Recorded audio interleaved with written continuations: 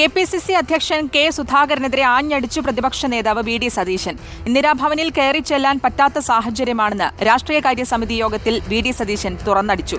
മണ്ഡലം പുനഃസംഘടനയുമായി ബന്ധപ്പെട്ട് A group നേതാക്കളും സുധാകരനെതിരെ കടുത്ത വിമർശനമാണ് ഉയർത്തിയത്. വയനാട്ടിൽ ചേർന്ന കെ.പി.സി.സി രാഷ്ട്രീയകാര്യ സമിതി യോഗത്തിലാണ് പ്രതിപക്ഷ നേതാവ് വി.ഡി. സതീശൻ പൊട്ടിത്തെറിച്ചത്.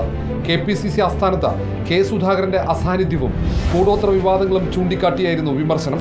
പരിപാവനമായി കോൺഗ്രസ് പ്രവർത്തകർ കാണുന്ന ഇന്ദിരാഭവനിലേക്ക് കയറി ചെല്ലാൻ പറ്റാത്ത സാഹചര്യമാണെന്ന് വി.ഡി. സതീശൻ യോഗത്തിൽ തുറന്നടിച്ചു. കെ.പി.സി.സി ആസ്ഥാനത്ത് നടക്കുന്ന കാര്യങ്ങൾ പുറത്തു പറയാൻ കൊള്ളില്ലെന്നും വി.ഡി. സതീശൻ പറഞ്ഞു.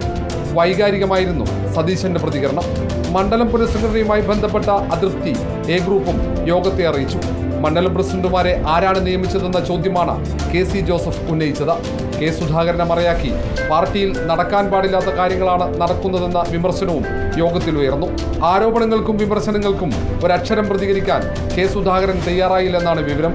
എ.ഐ.സി.സി സംഘടനാ ചുമതലയുള്ള ജനറൽ സെക്രട്ടറി കെ.സി. വേണുഗോപാൽ, സംസ്ഥാനത്തിന്റെ ചുമതലയുള്ള ജനറൽ സെക്രട്ടറി ദീപാദാസ് മുൻഷി എന്നിവരുടെ സാന്നിധ്യത്തിലായിരുന്നു കെ സുധാകരനെതിരെ കടുത്ത വിമർശനങ്ങൾ ഉയർന്നത്. വി.ഡി. സതീശനൊപ്പം എ ഗ്രൂപ്പും നിലപാട് ഘടിപ്പിച്ചതോടെ സുധാകരന്റെ നില പരുങ്ങലിലാകും. ലോക്സഭാ തെരഞ്ഞെടുപ്പിന് പിന്നാലെ കെ.പി.സി.സി അധ്യക്ഷ പദവിയിൽ നിന്നും സുധാകരനെ മാറ്റാൻ നീക്കം നടന്നിരുന്നു. തെരഞ്ഞെടുപ്പ് ഫലം വന്നതോടെയാണ് നേതൃമാറ്റം വേണ്ടെന്ന് ഹൈക്കമാൻഡ് തീരുമാനിച്ചത്.